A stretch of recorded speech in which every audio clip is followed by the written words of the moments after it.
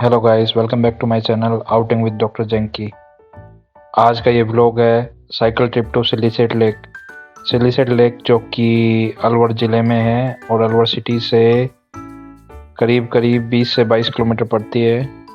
तो आज की व्लॉग है, उस की ट्रिप कर रहे हैं, हम साइकिल ट्रिप कर रहे हैं। तो चलिए शुरू करते हैं, जुड़े रहें मेरे साथ। गाइस अभी बजे हैं सुबह के 7 और हमने स्टार्ट किया है। आज मंगलवार है तो सबसे पहले बोलो जय बजरंगबली।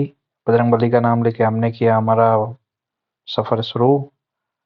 तो सुबह थोड़ा अंधेरा था, अंधेरा होने की वजह से रोड पे गड्ढे भी बहुत थे, तो गड्ढे दिखाई नहीं दे रहे थे, जिसकी वजह से साइकिल पे बार बार गड्ढे में कूद रही थी। उसके बाद ठंड भी बहुत थी, ठंड होने की वजह से थोड़ा सा सुबह हम जल्दी निकले, ठंड लग रही थी। उसके बाद हमने 10 किलोमीटर के बाद लिया ब्रेक, थोड़े से किया फ़ोटोशूट। उसके बाद फिर हमने वापस हमारा सफ़र स्टार्ट किया, जो कि वहाँ से बचता था 10 से 11 किलोमीटर।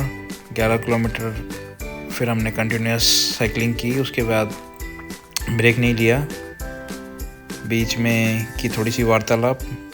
फिर हम मौसम को एंजॉय करते हुए आराम से अच्छे से ट्रैवल करते हुए मौसम को एंजॉय किया। करते करते हम पहुँचे ही थे कि हमें बीच में हमारे मित्र लोग मिल गए, जो कि गाड़ी से डेली जाते हैं ये रास्ता जा रहा है मछलियों को सिलीसेट के लिए। आटा डालने। हमने भी लिया था आटा। ये रोड मेन बाईपास से सिलीसेट के लिए अंदर जा रहा है, जो कि एक कच्चा रोड है। बीच बीच में कच्चा है, कहीं पर अच्छा बना हुआ है, बट बहुत ख़राब रास्ता है। पता नहीं क्यों सरकारी इस पर ध्यान नहीं देती है।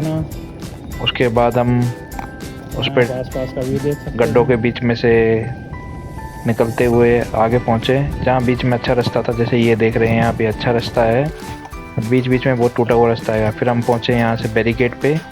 बैरिकेड को अंडर पास करते हुए आप एक्चुअल में क्या है, सुबह ही है जो फ्री में जा सकते हो, अदरवाइज़ आपको इसके लिए चार्जेस देने पड़ते हैं। सुबह आप मछलियों के आटे के डालने के लिए आप इसकी फ्री एक्सेस है आपको सुबह सुबह के लिए। उसके बाद एक्सेस हर चीज़ के लिए पे है। और यहाँ पर आप जब आओगे तो यहाँ पर आप देखोगे कि बहुत सारे बंदर भी हैं। बंदर इसलिए हैं कि लोग बंदरों के लिए खाना भी लेके आते हैं, उनके लिए केला भी लेके आते हैं, आटा वाटा भी खाते हैं बंदर आजकल। तो बहुत सारे बंदर इकट्ठे हो रखे हैं, बंदर ही बंदर देखोगे आप, देखोगे जब। तो ऐसा नहीं है, वो आपको कोई नुकसान नहीं पहुँचाते हैं। आप उनसे कुछ मत कहिए, वो आपको कुछ नहीं कहते हैं। ये तो नेचर है, नेचर में साथ ही रहना पड़ता है। वैसे वो किसी को नुकसान नहीं पहुँचाते हैं, ना आपको ना कुछ। वो ज़रूर है कि खाने के पीछे रहते हैं, वो आपके पास कुछ खाने की चीज़ें हैं तो उसके पीछे ज़रूर झपटते हैं वो। बाकी ऐसा कोई नुकसान नहीं पहुंचाते हैं किसी को भी, किसी भी तरीके का। ठीक है, आपको डर लग सकता है उनसे, लेकिन अच्छा था। साफ़ वातावरण और सुंदर नेचर का एक अलग ही एक्सपीरियंस होता है दोस्तों। जहाँ साफ़ सुथरी हवा हो, बिल्कुल शांति हो, शांति भरा नेचर होता है, ना कोई पोल्यूशन ना कुछ, बिल्कुल एकदम शांति होती है।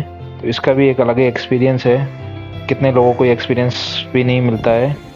अब देखिए क्या शानदार नज़ारा है, दूर दूर तक पानी, फिर उसके बाद पहाड़, हल्की हल्की सी फॉग हो रखी है आज।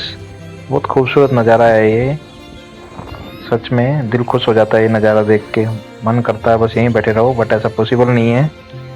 लाइफ में आपको और भी चीज़ें करनी पड़ती है, तो ये सब चीज़ें पॉसिबल सिर्फ कुछ टाइम के लिए ही है। कुछ टाइम के लिए आप यहाँ रुक सकते हैं। जैसे कि देख सकते हैं, लोग मछलियों को आटा डालते हैं। बहुत सारे लोग आते हैं जिनका मानना है कि भाई मछलियों को आटा डालने से पुण्य मिलता है, पुण्य की प्राप्ति होती है। व्यू बहुत शानदार थे दोस्तों, व्यू ऐसे थे एकदम मन को मोहित करने वाले, बहुत शानदार शानदार व्यू थे। यहाँ गाय माता भी है, वो भी खाने के लिए रहते हैं कि लोग उन्हें कुछ खाने के लिए दें। बंदर भी आपको अभी जैसे खाने के लिए झपटा मारते हैं, क्योंकि उनको नहीं पता कि आप खाना मछलियों के लिए लाए हो या किस लिए लाए हो। उनको लगता है उनको भी कुछ खाने को मिलेगा, तो इसलिए वो भी हमेशा खाने की तलाश में ही रहते हैं। ये देखिए छोटे छोटे बंदर के बच्चे हैं, सब खाने की तलाश में हैं। बहुत सर्दी भी थी, इनको बहुत सर्दी भी लगी, लेकिन कुदरत का नियम है, ये कुदरत के बीच में ही रहते हैं, प्रकृति के बीच में ही इनको रहना पड़ता है। तो सर्दी गर्मी इन्हें झेलना ही पड़ता है। कुदरत ने इनको इसी तरीके से बनाया है कि ये सब चीज़ ये झेल सकें। ये देखिए पहाड़ पर बहुत सारे पक्षी भी हैं, बंदर भी हैं, गाय भी हैं। बहुत सारे जानवर हैं, तो ये कुदरत है, यहाँ सबको एक साथ ही रहना पड़ता है। ये ही सिलीसेट के झील के किनारे एक गार्डन बना हुआ है। गार्डन बहुत अच्छा है आप कह सकते हो, बट मेंटेन इतना अच्छे से नहीं किया हुआ है। इसको बहुत अच्छे से मेंटेन किया जा सकता है। व्यू बहुत शानदार है, व्यू बहुत अच्छे हैं। यहाँ पे भी बहुत सारे बंदर हैं जैसे कि आप देख सकते हैं। सिलीसेट बेसिकली क्या है, बहुत सारे पहाड़ों के बीच में एक जगह है जहाँ पानी बढ़ता है। यहाँ चारों तरफ पहाड़ है, पहाड़ों से जब बारिश होती है पहाड़ों से पानी गिरता हुआ इस जगह जाकर इकट्ठा हो जाता है, जो कि बहुत सालों से भरा हुआ है। तो यहाँ पर काफ़ी बहुत सारा पानी भरा हुआ है, बहुत लेवल है पानी का। एंड यहाँ पर जानवर भी है। इसी सिलीसेट के एक कोने पर मगरमच्छ भी है जिसका रास्ता दूसरी तरफ से जाता है। तो यहाँ लोग मछलियों को आटा डालने आते हैं। बहुत सारी मछलियाँ भी हैं यहाँ, कई लोग मछलियाँ भी पकड़ते हैं। यही आज की हमारी पिक्चर। यहाँ से करने के बाद हम चले गए वापस, निकल गए वापसी के लिए। वापसी में निकलते हमें आए, पहले हमें 3 किलोमीटर एक कच्चे रास्ते पे चलना पड़ेगा जो कि मेन रोड पर हमें जोड़ता है, जो मेन रोड जयपुर के लिए जाता है। सरिस्का होते हुए। सरिस्का एक वाइल्ड लाइफ सेंचुरी है जो कि अलवर में स्थित है। बहुत बड़ा एरिया में फैला हुआ है जंगल, and India's one of the major wildlife sanctuary है जो कि बहुत बड़ी है। उसका रास्ता यहीं से जाता है, वो जो कि यहाँ से 35 से 40 किलोमीटर और दूर पड़ती है, जिसका रास्ता मेन आगे जाके जयपुर को ही मिलता है। ये रोड बहुत ख़राब है, बीच बीच में से टूटा हुआ है। पता नहीं क्यों गवर्नमेंट टूरिज़्म को सपोर्ट नहीं करती। अब हम निकल चुके हैं मेन रोड पर। मेन रोड पर निकलते हुए यहाँ से हम चलेंगे 10 किलोमीटर। फिर हमने लिया एक कड़ी कचौरी ब्रेक। कड़ी कचौरी अलवर के लिए बहुत फेमस है, बहुत अच्छी भी है, बहुत स्वादिष्ट है। हमने एक ब्रेक लिया, उसके बाद हम निकल चुके हैं। ये हम आ चुके हैं काला कुआं। काला कुआं पर ये मिलिट्री एरिया है, तो रोड के दोनों साइड में मिलिट्री एरिया है जो कि वो बहुत मेंटेन रखते हैं। ये एक जयपल्टन कैंट है जिसके अंडर में ये एरिया है। आर्मी वाले अपने एरिया को बहुत मेंटेन रखते हैं, बहुत साफ़ सफाई रखते हैं एंड बहुत अच्छे से मैनेज करके रखते हैं। अब हम अलवर से सिर्फ 2-3 किलोमीटर दूरी पे हैं। जहाँ से हम निकले थे वहाँ से हम 12 किलोमीटर आ चुके हैं, 12 से 13 किलोमीटर, और 3-4 किलोमीटर बाद अलवर आ जाएगा।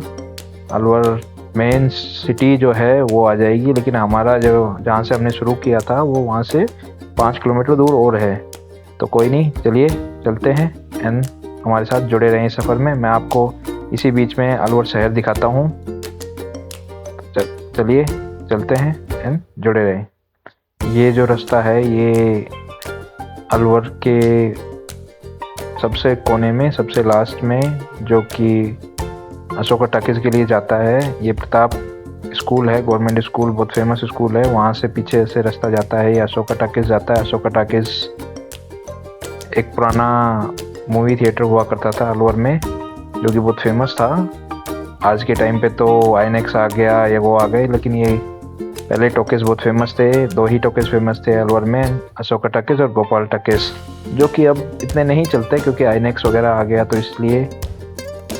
बाकी ठीक है, ये अशोका टाकीज़ हम पहुंच चुके हैं और यहाँ से हम जाएंगे त्रिपोलिया। त्रिपोलिया से फिर मैं आपको दिखाते हुए होप सर्कस लेके चलूँगा। होप सर्कस से हम जाएंगे घंटाघर, घंटाघर से भगत सिंह की तरफ काशीराम होते हुए। तो चलिए आप शहर को एंजॉय कीजिए।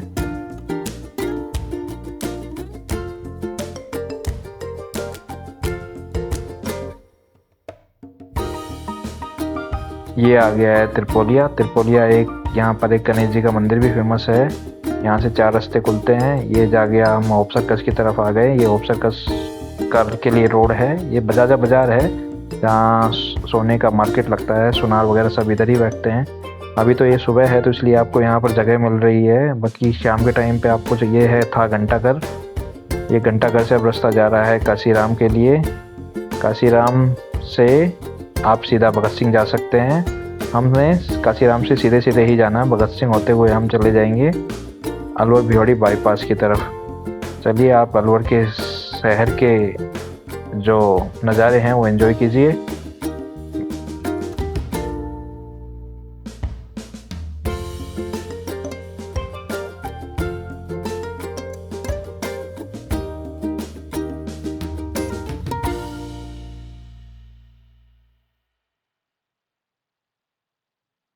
अब हम पहुंचने वाले हैं भगत सिंह।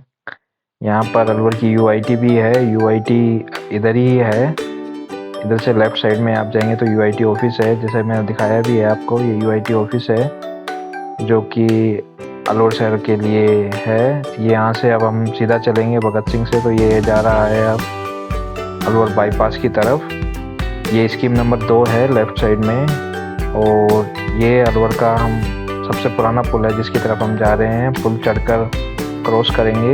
ये अलवर का सबसे पुराना पुल है। सबसे पहले यही पुल हुआ करता था। पहले ये सिंगल लेन था, बाद में इसके ट्रैफिक को देखते हुए गवर्नमेंट ने इसको डबल लेन बना दिया। तो एक पुल आने के लिए, एक पुल जाने के लिए। पुल से उतरते हुए ही हमारे सामने आएगा अग्रसेन चौराया। अग्रसेन चौराया जहाँ से राइट साइड में सब्जी मंडी चली जाती है, और लेफ्ट अगर आप स्ट्रेट जाएंगे उसी से तो वो चला जाता है बाईपास, अलवर बाईपास जहाँ हमें जाना है। तो अब हम सीधा चलते हैं। चलिए चलते हैं। ये एक रोड है जिस पर बहुत सारे हॉस्पिटल हैं। कम से कम 10 हॉस्पिटल हैं इस रोड पर विदिन 2-3 किलोमीटर्स।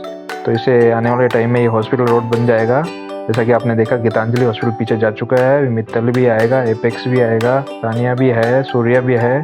बहुत सारे हॉस्पिटल है, गोपाल हॉस्पिटल, कोयल हॉस्पिटल भी है। तो बहुत सारे हॉस्पिटल इसी रोड पर हैं। जैसा कि आप देख सकते हैं, ये रोड सीधा अभी बाईपास पे मिल जाएगा। तो वहीं तक हमें जाना है, वहाँ से वही हमारा स्टॉपेज है। तो आपको ये कैसा लग रहा है आप हमें ज़रूर बताइए।